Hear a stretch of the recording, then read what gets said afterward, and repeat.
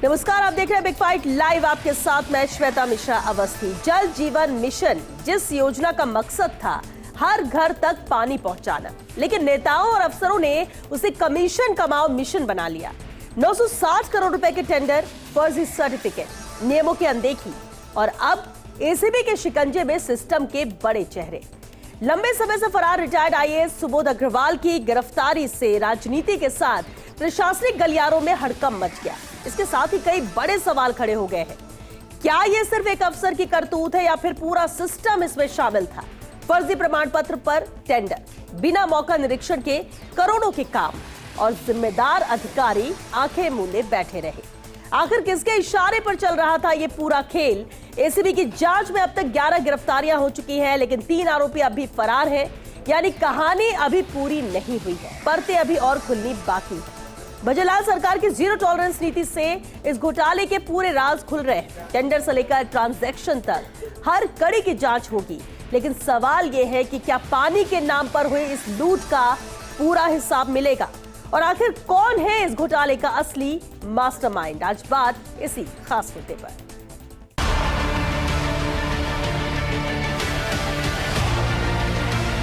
फर्जी सर्टिफिकेट कुछ फर्मों के द्वारा लगाया गया था। अधिकारियों के होने के बावजूद भी उसमें कोई कार्रवाई नहीं करी।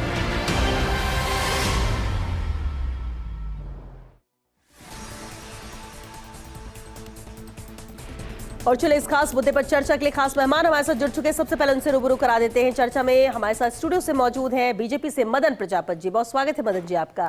कांग्रेस से हमारे साथ पौरुष भारद्वाज जी हैं। पौरुष जी आपका भी बहुत स्वागत है। और साथ ही हमारे साथ रिटायर्ड आईएएस दामोदर शर्मा जी भी जुड़ रहे हैं। बहुत स्वागत है दामोदर जी आपका भी। बेहद खास मुद्दा है, कई बार चर्चा इस पर होती रही क्योंकि जिस तरह से कार्रवाई इसमें आगे बढ़ती रही और 11 गिरफ्तारियां हो चुकी है सुबोध अग्रवाल समेत, जिनकी आज गिरफ्तारी हुई। मदन प्रजापति जी, सरकार, बीजेपी की सरकार आई, 2 साल से ज्यादा का वक्त हो गया और एक बात जो शुरुआत में ही सीएम ने कही थी कि भ्रष्टाचार के खिलाफ जीरो टॉलरेंस, और जब 960 करोड़ के घोटाला जेजेएम का सामने आया और उसके बाद लगातार जांच बढ़ती रही, 11वीं गिरफ्तारी सुबोध अग्रवाल के रूप में हुई है। लेकिन क्या वाकई माना जाए कि सिर्फ ये अकेले नहीं, पूरा सिस्टम ही भ्रष्टाचारियों का ही बना हुआ था और तभी इतना बड़ा घोटाला करने में सफल हुए? लेकिन कार्रवाई है जो इन तक पहुंची, जांच इन तक पहुंची। देखिए, देश के प्रधानमंत्री माननीय नरेंद्र मोदी जी की आजादी के 75 साल बाद भी लोगों को शुद्ध जल से नल नहीं मिल रहा था। एक स्वच्छ सोच के माध्यम से देश के अंदर जल जीवन मिशन चलाया गया और हर घर नल शुद्ध नल से जल पहुंचाने की व्यवस्था करने का काम देश के प्रधानमंत्री जी ने किया। राजस्थान की सरकार, उस टाइम अशोक गहलोत जी तत्कालीन मुख्यमंत्री थे और अपनी कुर्सी बचाने के लिए आंख पे पट्टी बांध के धृतराष्ट्र बन के बैठे रहे और इस तरीके के घोटाले हुए। आप सोचिए कि गरीब के गांव के अंदर लोगों को शुद्ध जल पहुंचाने की व्यवस्था में भी ये लोगों ने 960 करोड़ रुपए का घोटाला कर दिया और मुख्यमंत्री जी देखते रहे, क्योंकि सत्ता से इतना मोह इतना बढ़िया था। हमने चुनाव में जाने से पहले कहा था कि जितने भी भ्रष्टाचार है और जितने भी भ्रष्टाचारी है, जिसने भी राजस्थान की जनता की गाड़ी कमाई खाई है, उसके हलक में हाथ डाल के निकालेंगे। और ये माननीय मुख्यमंत्री भजनलाल शर्मा जी की प्रतिबद्धता देखिए। आए 2024 में रिपोर्ट दर्ज करवाई, रिपोर्ट दर्ज करवाने के बाद में एजेंसियों को खुली छूट दी और जिसका परिणाम स्वरूप एक पूर्व मंत्री जेल के अंदर गए, उनकी प्रॉपर्टी अटैच हुई है। आज इसका जो मास्टरमाइंड थे वो पूर्व आईएएस, वो भी सुबोध अग्रवाल जी, वो भी गिरफ्तार हुए हैं। इस मामले के अंदर अब तक जितनी गिरफ्तारियां हुई हैं, 11 गिरफ्तारियां हो चुकी है। बहुत सारे जो अधिकारी थे वो सस्पेंड हुए हैं और निष्पक्ष जांच करवा के, और हम फिर कह रहे हैं कि राजस्थान की जनता की गाड़ी कमाई को बाहर निकालेंगे, क्योंकि हमने सबने देखा, हम तो राजस्थान में जल की महत्वता राजस्थान से ज्यादा अच्छी तरह कोई नहीं जानता कि एक मटकी के ऊपर एक मटकी और 10 किलोमीटर दूर से जल लेके आते थे। उनके दर्द को समझने का काम तो प्रधानमंत्री जी ने किया। लेकिन कांग्रेस बिना भ्रष्टाचार के नहीं चल सकती। सत्ता का मतलब सिर्फ और सिर्फ भ्रष्टाचार है कांग्रेस के लिए, और वही भ्रष्टाचार हम उजागर कर रहे हैं। राजस्थान की जनता को फिर कहता हूं, राजस्थान की जनता का खाया हुआ पैसा हलक में हाथ डाल के निकालेंगे सब में। इनका कोई एक में घोटाला थोड़ी है, ये तो मिड डे मील बच्चों के अंदर घोटाला कर दिया। तो ऐसे लोग, घोटालों की सरकार थी, 5 साल सिर्फ कुर्सी बचाने में लगे रहे और सब लोगों को खुली छूट दी। अशोक गहलोत ने इतना बड़ा घोटाला हो भी गया, इतना बड़ा घोटाला कर भी। पौरुष भारद्वाज जी, हर घर न नल पहुंचा न जल पहुंचा, 960 करोड़ का घोटाला हो गया। 2024 से मामला दर्ज होकर लगातार जिस तरह जांच जारी थी, 11वीं गिरफ्तारी होती है। और सवाल पूर्ववर्ती सरकार पर उठ रहे हैं कि इतना बड़ा घोटाला कैसे होने दिया, आखिर मास्टरमाइंड कौन है। लेकिन जिस तरह से कार्रवाई की जा रही है, एक्शन लिया जा रहा है, कि आप मानते हैं कि जीरो टॉलरेंस की जो बात कही जा रही है वो नजर आता है, या फिर सिर्फ ये कि मैसेज देने के लिए कार्रवाई? देखिए श्वेता जी, निश्चित तौर पे भ्रष्टाचार के खिलाफ कहीं पर भी कार्रवाई होती है, चाहे वो हमारे शासित राज्य की सरकारें हो, चाहे वो भारतीय जनता पार्टी शासित राज्य हो, निश्चित तौर पे उसका स्वागत भी किया जाना चाहिए और उसको सराहा जाना भी चाहिए। परंतु मैं यहाँ पे बात कहूंगा कि कोई भी कार्रवाई होती है, यदि चाहे कोई व्यक्ति करे, संस्था करे या सरकारें करे, उसके पीछे उसकी मंशा क्या है वो बहुत महत्वपूर्ण हो जाती है। मैं आपका ध्यान दिलाना चाहूंगा कि जल जीवन मिशन जो निश्चित तौर पर प्रधानमंत्री जी का एक महत्वाकांक्षी प्रोजेक्ट था, प्रधानमंत्री जी की वाकई में इच्छा थी कि पूरे देश के हर घर में जो है वो नल पहुंचे, परंतु उसको राजस्थान के संदर्भ में, पूरे भारत के संदर्भ में एक बहुत जो है बढ़िया एक सटीक ब्यौरा आपके सामने रखना चाहूंगा। प्रधानमंत्री जी ने नवंबर 2024 के अंदर जेजेएम की एक व्यापक समीक्षा की थी और 20 राज्य जो है वो इसकी पूरी तरह जो है इसमें संलिप्त पाए गए कि जहां पे जो है अनियमितता हुई। उसमें से केंद्र ने 7 राज्यों से लगभग 129.27 करोड़ की वसूली और जुर्माने की प्रक्रिया शुरू कर दी। और समीक्षा के बाद जो राज्य प्रभावित हुए, पता है आपको कौन कौन से? नंबर 1 पे कौन सा राज्य? नंबर 1 पे गुजरात। यहां पे सबसे बड़ी कार्रवाई गुजरात में हुई। यहां पे अनियमितता के लिए 120.65 करोड़ रुपए का जुर्माना लगाया गया। और राजस्थान में आपको पता है कितना जुर्माना लगाया, जिसको 64 करोड़ रुपए का घोटाला बताया जा रहा है। राजस्थान में मात्र 5.34 करोड़ रुपए का घोटाला लगा। और दूसरी बात आपसे कहना चाहूंगा, उत्तर प्रदेश जो भाजपा शासित राज्य है, यहां पर लगभग 14,264 शिकायतें चल रही है। और अन्य प्रभावित राज्य त्रिपुरा में 1.22 करोड़ रुपए का जुर्माना, महाराष्ट्र में क्या चाह रहे हैं आप इन तथ्यों से? नहीं, मेरा जो सवाल राजस्थान के इस घोटाले को लेकर, आपकी सरकार थी, इसके बाद कार्रवाई हो रही है, मुझे पहले इस पर जवाब दीजिए। बाकी राज्यों की क्या आंकड़ों के खेल में मत फंसाइए। मैं पिक्चर को आपके दर्शकों को विस्तृत करके दिखाना चाह रहा हूं। भाजपा जो है उसको छोटी सी पिक्चर दिखाइए प्लीज। आप तो मुझे राजस्थान की पिक्चर दिखाइए। राजस्थान में मुझे 1 मिनट बात पूरी कर लेते हैं। महाराष्ट्र में 2.2 करोड़ रुपए, कर्नाटक में 1 करोड़ रुपए, जम्मू कश्मीर में जो। अब मैं आपसे राजस्थान की बात करता हूं। देखिए राजस्थान में सबसे पहले जो है एफआईआर 6 अगस्त 2023 को इस घोटाले में हमने खुद ने आगे बढ़कर दर्ज कराई और एंटी करप्शन ब्यूरो ने जो है जांच का काम शुरू किया।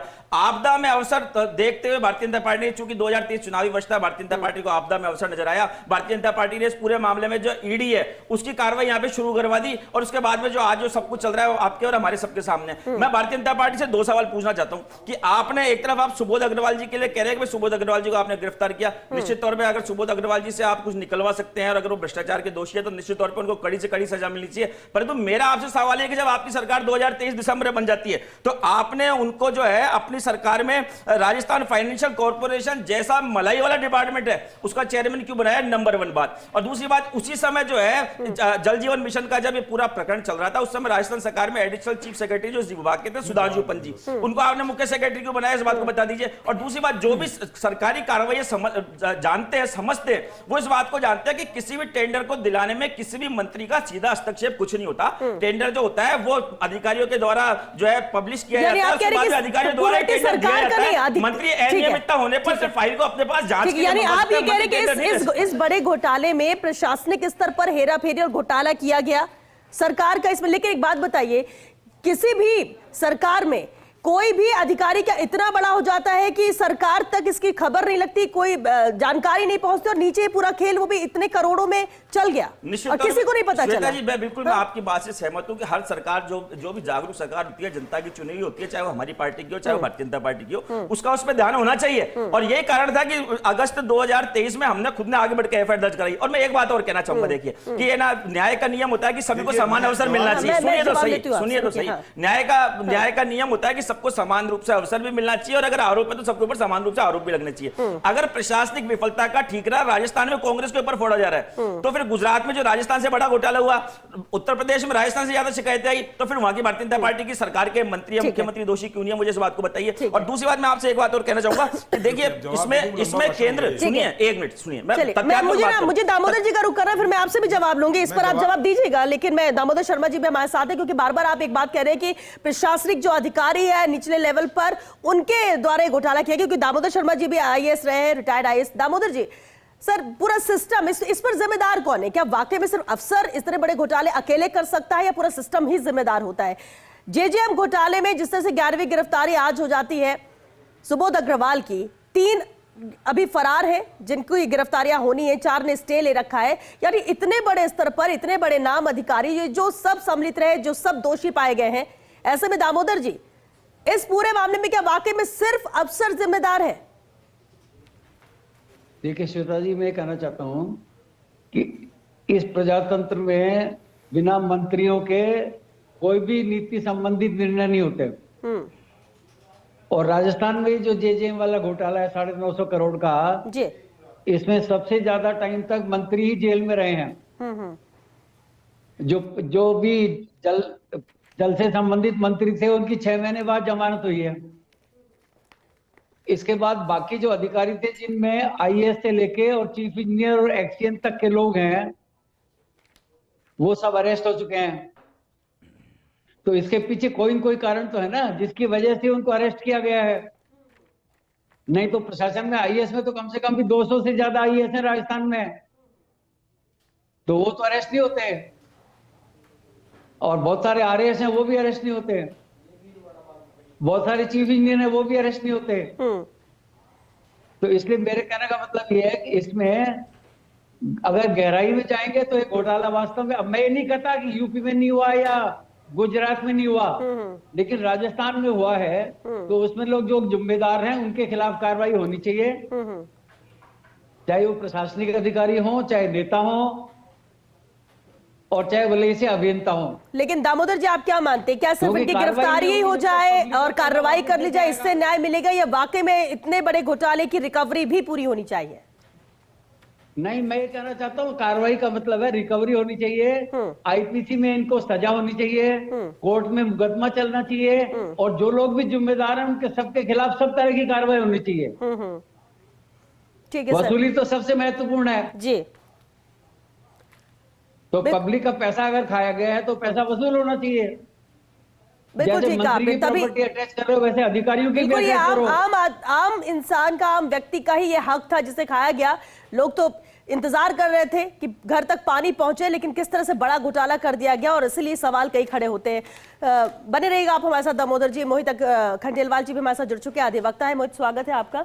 बेहद अहम मामला है मोहित, जिस तरह से लंबे वक्त से लगातार जैसे जैसे जांच आगे बढ़ती, जैसे गिरफ्तारियां होती, जैसे जैसे नाम सामने आ रहे थे, चीजें ही आगे बढ़ती जा रही। लेकिन आज जब 11वीं गिरफ्तारी होती है और एक बार फिर से जेजेएम घोटाले को लेकर सबकी नजरें हैं, जानना आप चाहेंगे इसकी कानूनी पहलू के तौर पर, जब इतने बड़े घोटाले होते हैं तो आप गिरफ्तारियां भी करते हैं लेकिन तय नहीं हो पाता, क्या ऐसा तो नहीं कि कुछ लोगों को गिरफ्तार करके सिर्फ कार्रवाई की अतिश्री कर ली जाए और जो मास्टरमाइंड होते हैं वो वैसे के वैसे मौजूद रहते हैं, या इस पर कानूनी रूप से क्या और सख्ती हो सकती है, की जा रही है? देखिए, इस केस में अगर आप देखेंगे तो ये हम नहीं कह सकते कि जो नीचे स्तर के अधिकारी थे उनको गिरफ्तार किया जा रहा है। ये ऐसा प्रकरण है जहाँ मिनिस्टर से लेके जो सीनियर आईएएस थे, जो कि हेड ऑफ डिपार्टमेंट थे, अब वो भी अरेस्ट हो चुके हैं।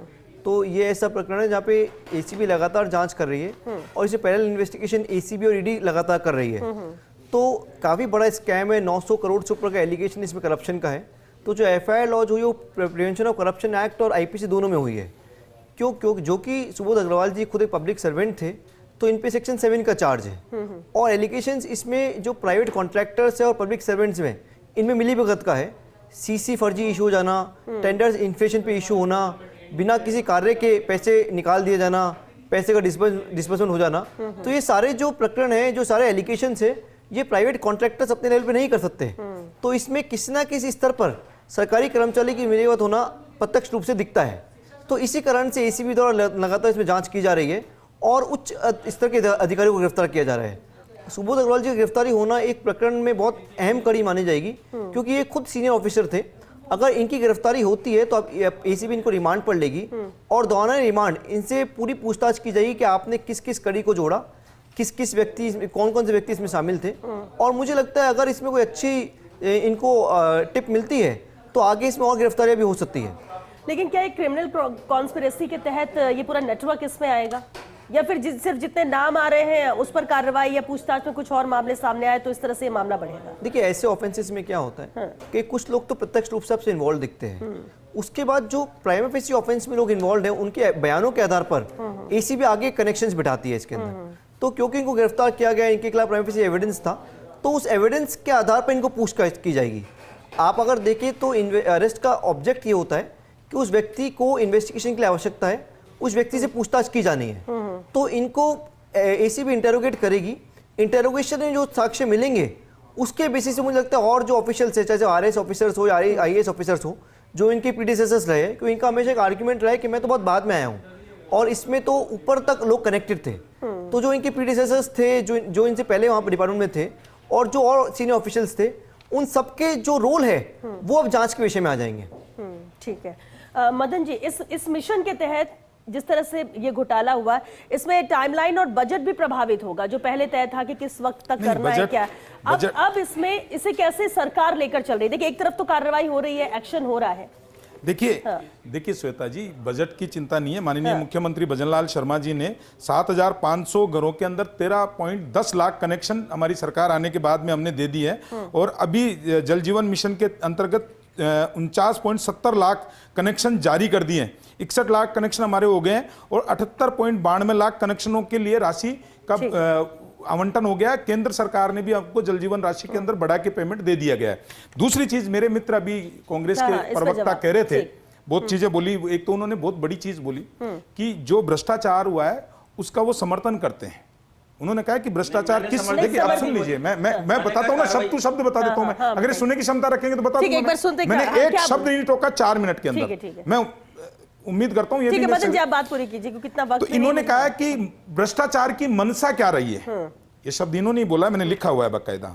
और भ्रष्टाचार करने के बाद में हमने किया ही नहीं, रिपोर्ट दर्ज नहीं हुई। मंशा पे मैंने नहीं कहा, आप मुझे कोट करके कह रहे हैं, बुला इसलिए टोकना पड़ रहा है, इसलिए मुझे टोकना पड़ रहा है। इनको बुला लो, मैं चुप हो जाता हूँ, भाषण दिलवा लो। क्योंकि वक्त खत्म, आप लोग ऐसे ही करेंगे, देखिए बात 4 मिनट तक हम टोकते नहीं है। ये इनके यहाँ इनको बता देता हूँ कि जनवरी 2024 में छापेमारी और ईडी ने जब्त की।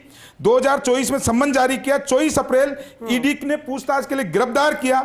जून 2025 में चार्जशीट दाखिल करी और जून 2025 के अंदर 47.80 करोड़ की प्रॉपर्टी ईडी ने अटैच की। यह कार्रवाई हमने की है।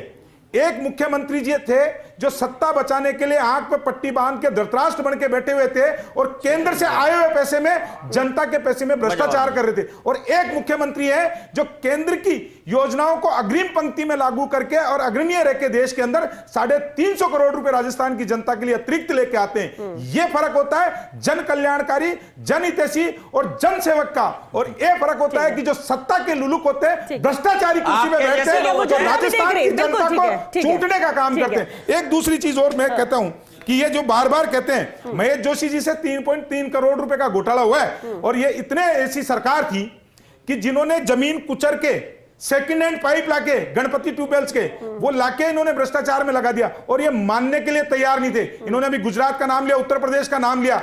इतना कमजोर विपक्ष है। यहाँ के तो आप टीवी पे बोल रहे हो, दूसरे राज्य में वहां का विपक्ष सो रहा है क्या? अगर भ्रष्टाचार था तो राजस्थान में भारतीय जनता पार्टी सड़कों पे उतरी और हमने कहा कि जल जीवन मिशन में घोटाला है, आप माने नहीं। सरकार बनी और हमने करा। ये मेरे को पता है, ये मेरे को पता है कि जिस तरीके से पवन खेड़ा झूठ बोल के चुपते फिरते हैं ना, ये पुरस्कार जी भी टीवी पे झूठ बोल सकते हैं। ये झूठ की फैक्ट्री है, भ्रम की दुकान है। और ये राहुल गांधी की झूठ की फैक्ट्री की दुकान को खोल के और भाग जाते हैं। ये भगोड़े सुनने की क्षमता नहीं इनके प्रवक्ताओं में।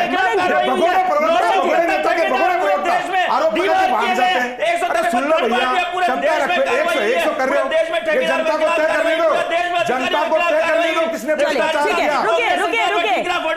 ठीक है, चलिए ठीक है। पूर्व मंत्री महेश जोशी कांग्रेस सरकार पार्टी गुजरात में कार्रवाई करेगी, उत्तर प्रदेश में कार्रवाई करेगी, उस दिन चिल्लाने से देखिए कुछ नहीं होगा। आप लोग को लगता है कि डिबेट में आके आप अगर ऐसे चिल्लाने लगेंगे तो ऐसे बात हो जाएगी, नहीं होगी। आपने बात नहीं, ठीक है, आपने भी पूरी तरह से बात रखी और सबने सुना है। पौरुष जी ठीक है, आप सहमत हो सकते नहीं हो सकते, आपने बात रखी ना, क्योंकि बात खत्म हो, मुझे फाइनल कमेंट चाहिए, फाइनल कमेंट चाहिए।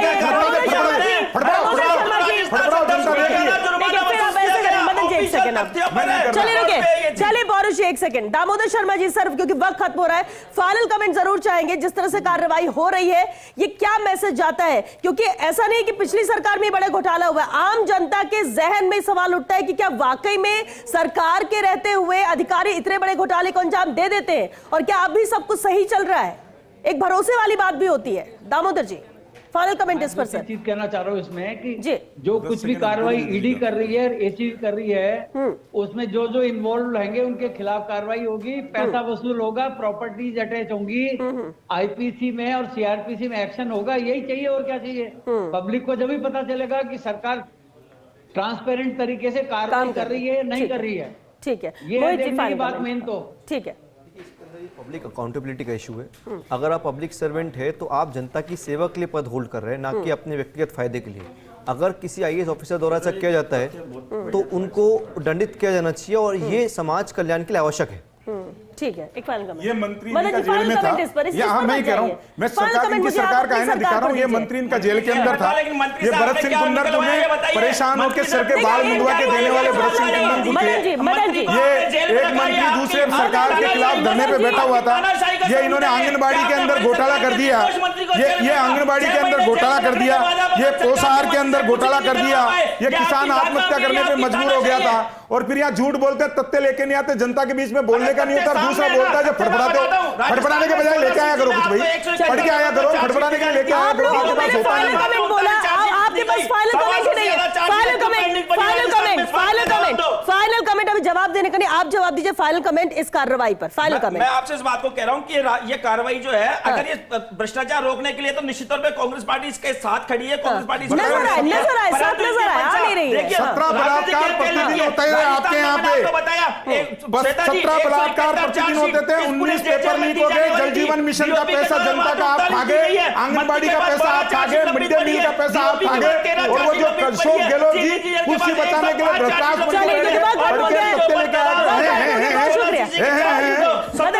परिवर्तन किया जाए। बहुत बहुत शुक्रिया मदन जी, मोहित जी, दामोदर जी, बहुत शुक्रिया आपका भी पौरुष जी चर्चा में शामिल होने के लिए। देखिए बेहद अहम मामला है, बड़ा घोटाला है। राजस्थान में इतना बड़ा घोटाला होना, वो भी राजस्थान जिसे कहते हैं कि पानी की हमेशा कमी रहती है, पानी का संकट रहता है और सरकारों की प्राथमिकता रहती है कि हर घर तक जल पहुंचाएं।